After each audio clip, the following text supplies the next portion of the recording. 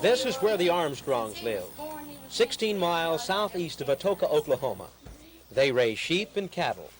A few days ago, one of their cows gave birth to a calf, and this particular calf is anything but normal. Your eyes aren't playing tricks on you. This calf has 2 mouths, 1, and 2, and 4 eyes. 1, 2, 3, 4. What kind of calf is this? It's a one-headed cleavaged calf. It's about the only one alive that I know of. It's my understanding you've been offered $100,000 for this calf. Yes. By a carnival owner. A circus owner. Circus owner. Are you going to sell it? Maybe. I may decide to go ahead and keep him. I like him pretty well. Experts say freaks of nature like this one are usually born dead. He's very pretty. Or they die 3 or 4 hours after birth. This little Hereford Holstein cross has lived almost a week. Veterinarians say if this calf survives, it will be a bull with 4 horns. And don't forget the 2 mouths, 2 noses, and 4 eyes. Ben McCain, Action 4, near Atoka.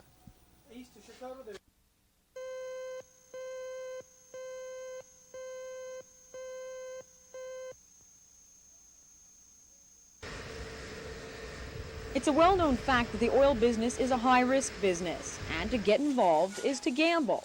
Right now, it appears the industry's on a bad roll. A just-released study shows that oil and gas drilling in the nation has dropped to its lowest point in 25 months. Here's the way it looks. At the end of 1981, there were 4,530 active rigs in the nation. The 1982 figures are not nearly as impressive. 2,816 active rigs. That's a total drop of over 37%. Here in Oklahoma, the story's much the same. Statistics are beginning to show a definite decline in the state's #1 industry. Take a look at these figures, showing the number of drilling applications for the first 6 months of 1981 and 1982. There's been an almost 15% drop, and the Corporation Commission feels the numbers will continue to drop, especially with the closing of the Penn Square Bank. That has a tremendous impact on the industry. As an example, 22 operators had their letters of credit with Penn Square Bank, and we're doing their financing through Penn Square. The rippling effect will be felt not only with those 22 operators, but I think throughout the industry. Townsend says it's impossible to predict how far the slump will go, but he does know the state will suffer. Sherry Sellers, Action 4.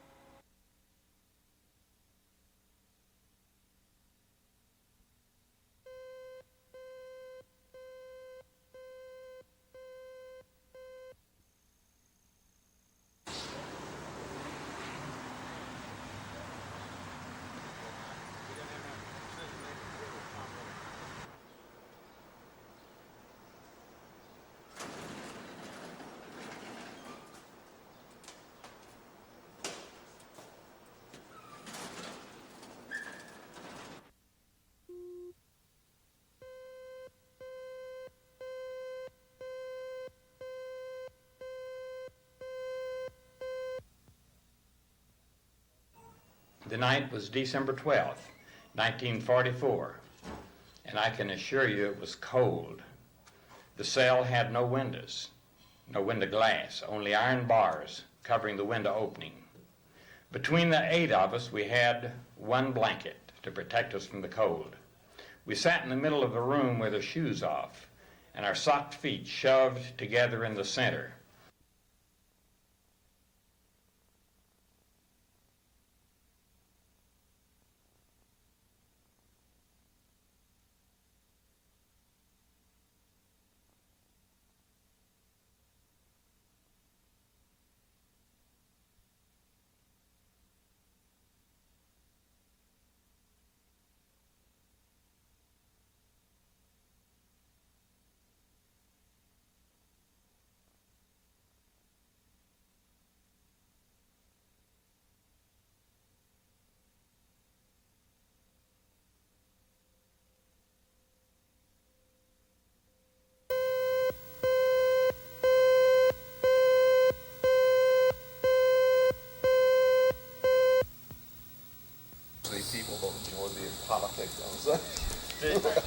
must enjoy it, though.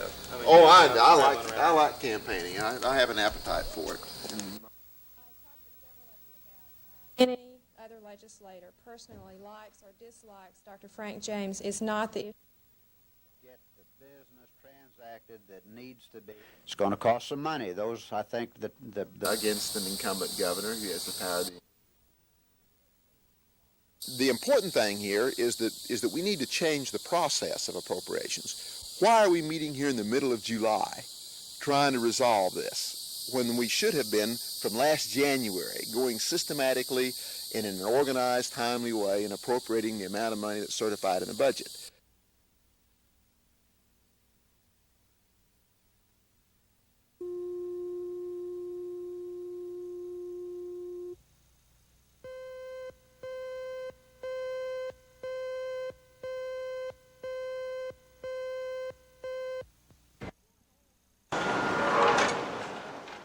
Before an oil company can drill, a permit must be obtained from the Corporation Commission. Those permits have been free until now. But now the legislature has given the Corporation Commission the okay to impose a fee. Maybe $10, maybe $500. The decision will be made after numerous hearings. The money would be used to process the hundreds of drilling applications that flow into the Corporation Commission offices. Workers are bombarded with unbelievable paperwork. 9,000 drilling applications have been filed so far this year. Some oil companies never even follow through with their intents to drill. Commissioner Jim Townsend says the fee would eliminate such practices. We had one individual who filed 315 intents to drill on one day last year. Only 15 of those wells were commenced. So this is a tremendous cost and a tremendous burden to the Corporation Commission, and we feel that in some instances irresponsible people use the Commission by coming and obtaining a volume of drilling permits like this. We did talk to several oil companies, but they didn't want to go on tape. But they did tell us this. They feel like they're being taxed too much already. The gross production tax, windfall profits tax, and the federal government is considering imposing some new taxes. And they feel they've already contributed greatly to the surplus in Oklahoma, and that the lawmakers could use some of that money to help the Corporation Commission. Bella Shaw, Action 4, downtown.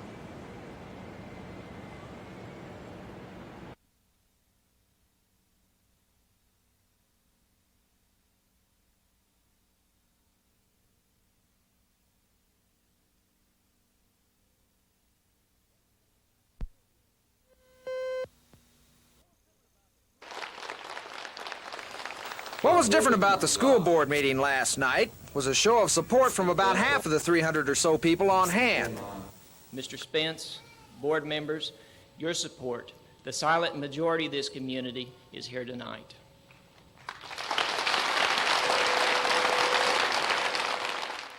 Since May, there appears to be a deliberate effort to discredit Mr. Spence and this board. I wondered, what has Mr. Spence and this board done that some people want them out? But the board didn't have long to bask in the appreciation before they were being criticized again. How much more do we have to show you to stop this unnecessary expense to taxpayers? As long as you continue in your actions, we will continue in ours. But you can stop it. You can stop it immediately by terminating all legal counsel, dropping all charges against our administrators, and reinstating them. However, in closing, I must tell you, if you do not stop, we will continue until our administrators are reinstated and we have your resignations. The complaints last night centered around what were called high attorney's fees for an investigation into the principal firings and alleged misuse of school credit cards. Also last night, the resignation of former board president Dr. Donald Ledbetter was accepted. Ledbetter resigned because of personal questions about the school superintendent's handling of the firings. Last night's meeting didn't settle anything. It was merely a strong indication that the controversy that has gone on for months now won't be going away anytime soon. Ted Brown, Action 4 and more.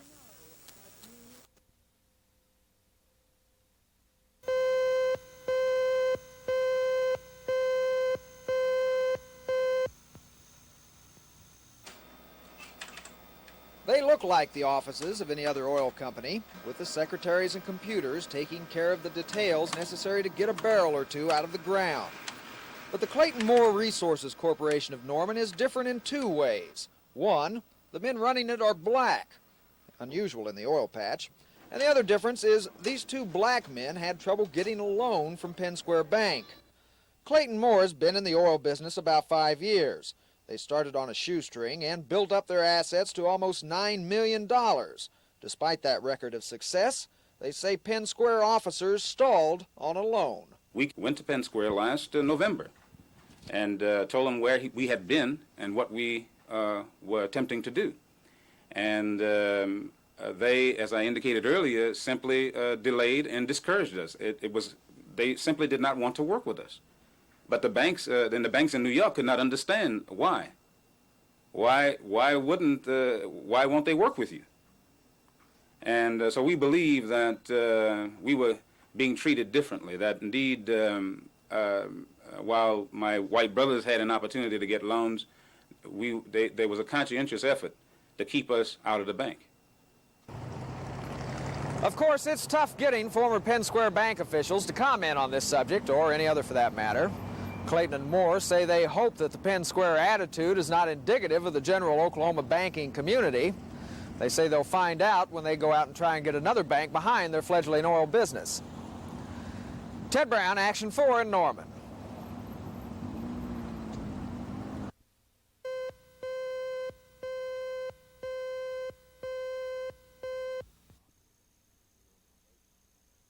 He was an obstacle in the reorganization of the department. He had built it over 30 years and was not going to see it changed. And the department had very substantial problems. It was abusing children. It was not inspecting nursing homes appropriately. It was maladministering the Medicaid and Medicare programs. It was just too big for one man to handle. I think a large part of the reason that the announcement was made 6 months ahead of his effective date of the resignation is political. I think the welfare department and Mr. Rader, the welfare department's the alter ego of Mr. Rader, is a big political load for George and Ida Hall right now because of all the scandal and problems that they've had.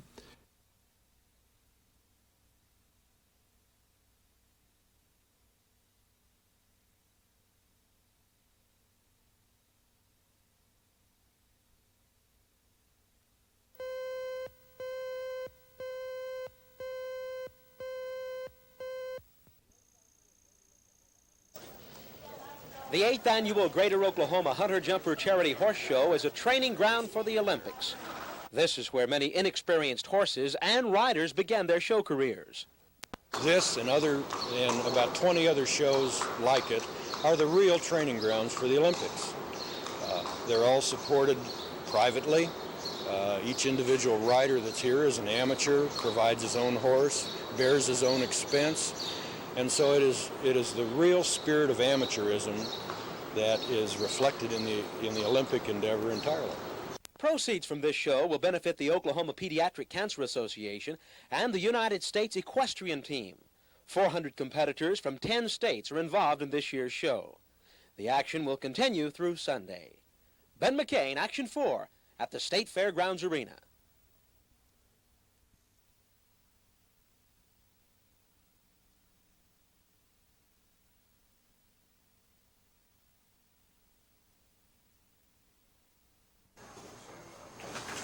I was here last night. I just wanted to say please enjoy him coming back. I'll go find out.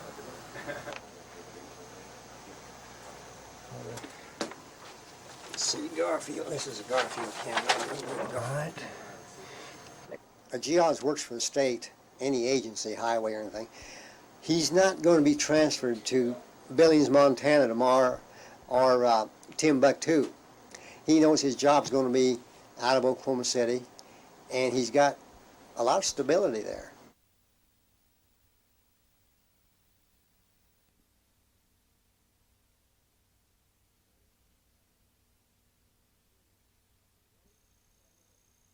You ready again? Okay, you ready? Yeah, go ahead. Okay, here we go. In 3, 2, 1. Before I go, I'd like to make a few comments about the magic of television. You know, when I got into this business a few years ago, I thought it took a lot of guts to get in front of a camera and talk to over 200,000 people. I was always worried about stumbling over my tongue, but then I discovered the wonders of videotape. With videotape, you can say whatever you want as many times as you want until you finally get it right. You just cut out all the times that you messed up. This is actually the 4th time I've gotten this far without forgetting what I was going to say next.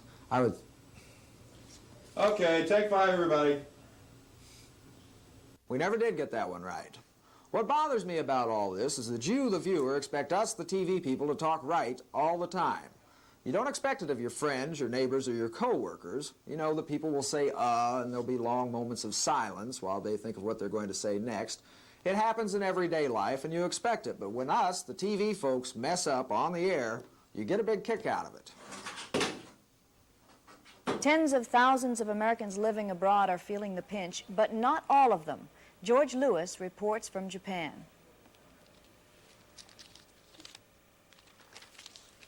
We'll have that report in just a little bit. George Lewis is not ready yet with that one. That brings us back to live television. Live is a thing to do now. It used to be way back when that everything was live. Then videotape came along, and we realized that we could do things until we got them right. Of course, now we go live to show you that we're right on top of things. We've come full circle. Of course, the pressure is back on us now. We know that if we muff it, there's no going back. This is the piece of videotape that we lost a little bit ago, and they tell me now we have found it. There are some less serious but nonetheless very annoying problems facing some of the people of Tel Aviv. We do not have that piece of videotape after all. This is one of those nights. Bear with us. Some people are better at live television than others. They just have a knack for talking on and on without ever or very seldom making a mistake. Those people are recognized early in their reporting careers, and if they keep it up, they go on to a new job title. They're not necessarily smarter than the rest of us. As a matter of fact, some of them are real just talk better. We call them news anchors.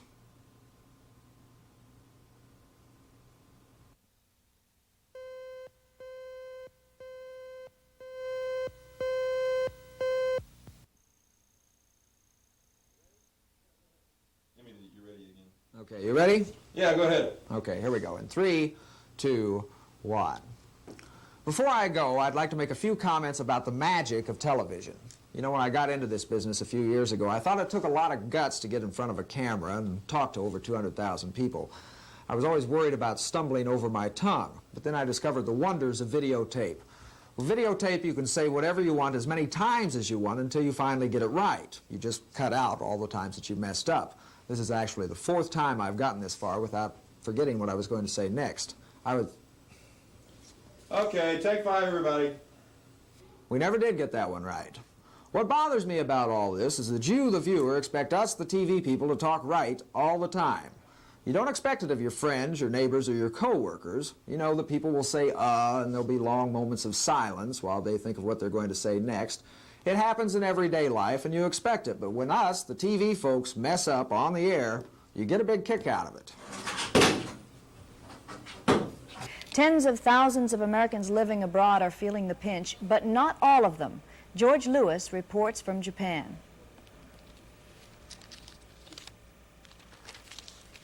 We'll have that report in just a little bit. George Lewis is not ready yet with that one.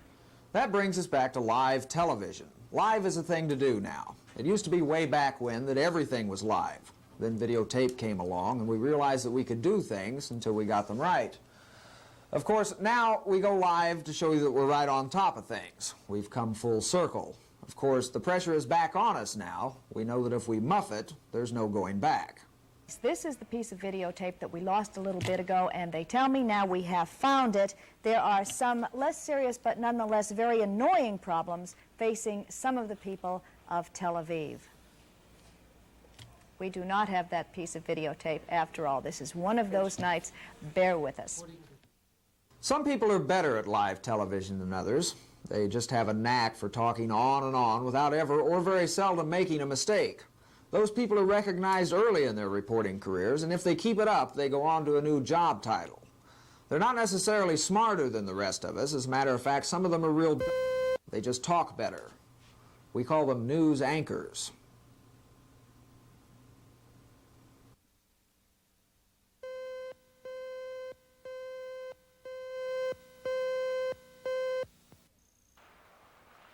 Inside the Sequoia building at the State Capitol Complex is the headquarters for the massive Department of Human Services. The DHS takes care of Medicaid and Medicare recipients, the schools for the blind and deaf, handicapped, mentally retarded, child welfare, juvenile treatment centers, hospitals, and on and on and on. Employing 14,000 people, the department is a giant, and under the auspices of its director, Lloyd Rader, it had continued to grow and grow. But since Rader resigned, lawmakers have decided to take control and break up the department into numerous branches. In other words, although everything was centered here in one location with one big computer to handle all the transactions, it will now be broken up into several different departments and require several different directors. Rader's Secretary George Miller has some thoughts on what lawmakers are getting into by taking control. Well, it definitely will not be easy. It's going to be very difficult and very painful. That's why I think they should consider very carefully each step as they go, because practically all of these programs were operated separately, independently, or in connection with existing agencies before they were transferred here. And the reason they were transferred here is because of the problems they were having, and they can anticipate a return of a lot of those problems. Lawmakers may have bitten off more than they can chew. They're going to have to hire new people, new management. All of that takes money. And of course, one of their biggest decisions, how to replace Lloyd Rader. That alone may influence the direction this department will take. Bella Shaw, Action 4 at the State Capitol.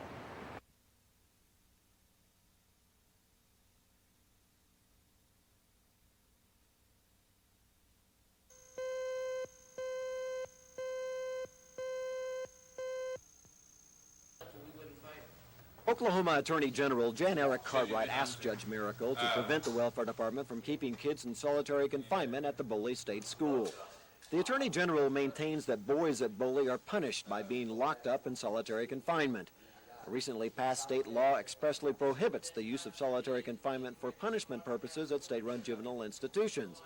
The Attorney General also complained that Boley students were confined in 6 by 8 foot cells, which failed to meet federal standards. Judge Miracle ordered the Welfare Department to stop locking kids up in solitary confinement, and he ruled that no juveniles should be kept in cells of less than 70 square feet. The judge set a July 29th hearing on the matter. Scott Wallace, Action 4.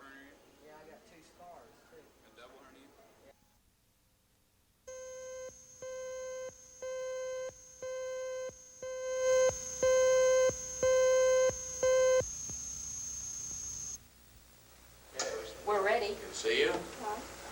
Notice the red carpet and the lights. Deputy Byrne. President Banowsky, how are you? October 1978. The youngest president in the history of the University of Oklahoma is just getting acquainted with the staff and faculty on the Norman campus. 42-year-old Bill Banowsky came to OU from the presidency of Pepperdine University, a private school in Malibu, California.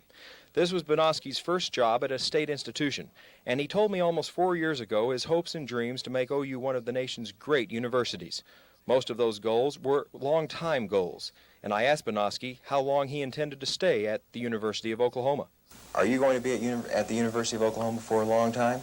I think the challenge at the University of Oklahoma is a multi-year challenge. What's a multi-year challenge? At least 5 and maybe 15.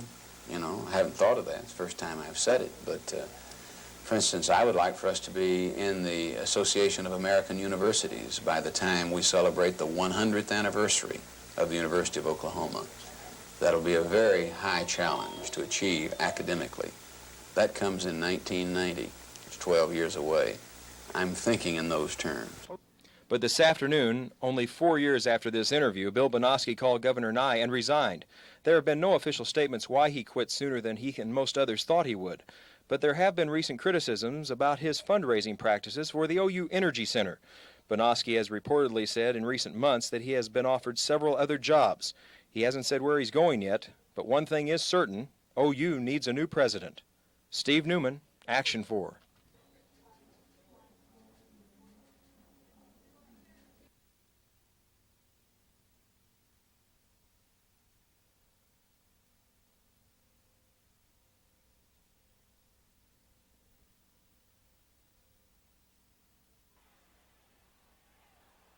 University of Oklahoma football is just one part of what University President Bill Banowsky will miss in September.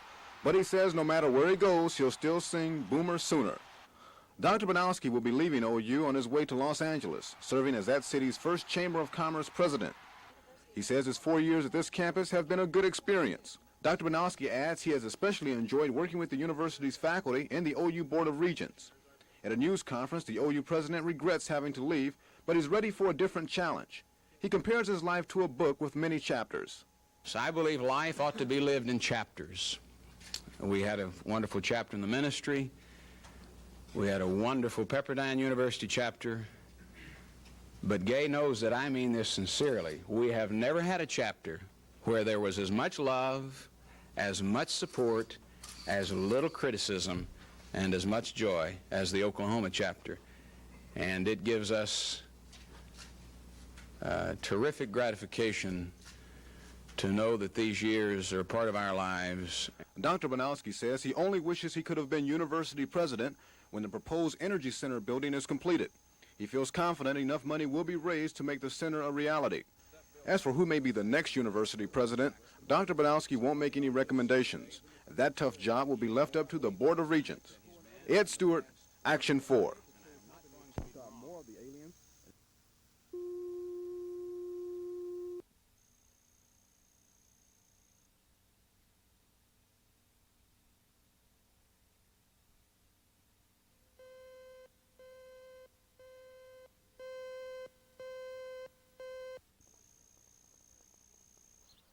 More Citizens for a Fair School Board continue to show support for the 6 fired principals.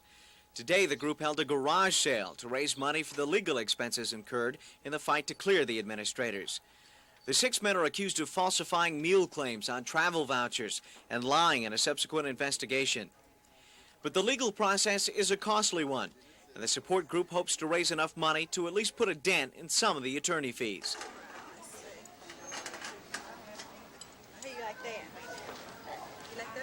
When we had to go to court to force the board to open public documents, it cost us a great deal more money than we had anticipated at the outset. We anticipated having access to public records without any trouble. Unfortunately, it didn't work that way. The first termination hearing date has been set for next Monday. Former Principal Elmer Heck will be the first of 6 to go through this appeal process. And the Citizens for a Fair School Board know that another court battle is on the way.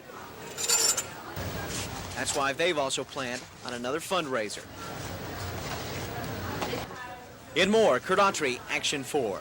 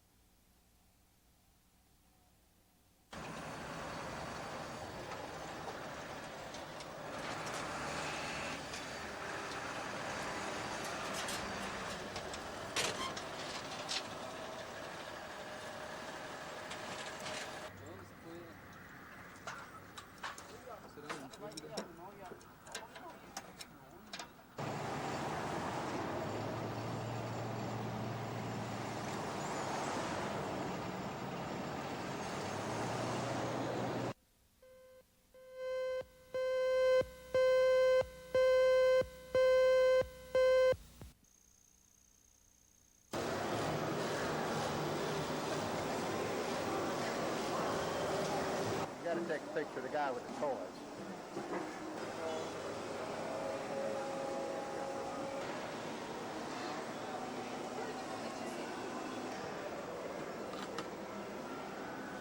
The vessel here, this could represent a pipeline.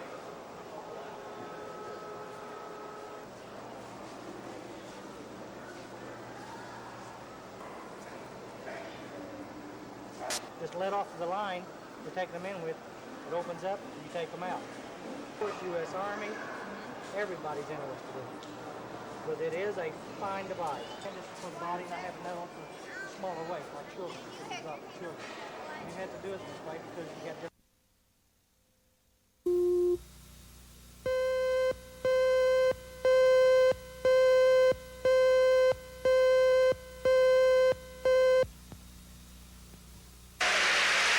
Moore residents found out that 6 school administrators had been fired, they were outraged, feeling the superintendent had overreacted. The 6 men were accused of falsifying meal claims on travel vouchers.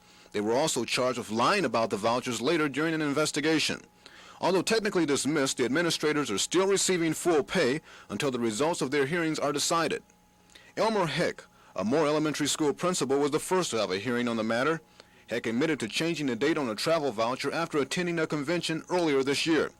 And he admits to changing the amount of a tip. In a 6-page document, Heck agreed to drop all appeals of the charges, and he apologizes to the school district for his actions. Heck says he's happy with the settlement. Even though he can keep working, he will be demoted. I'll have to go back as an assistant principal instead of a full principal.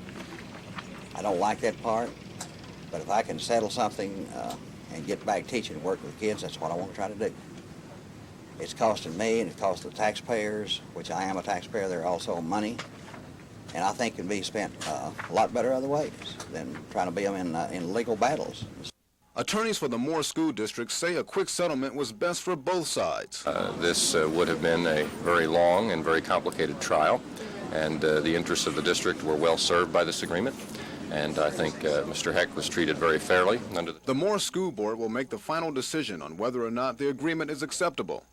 Before Moore residents consider the matter closed, they like to see what will happen to the other 5 administrators who will be having their hearings soon. Ed Stewart, Action 4.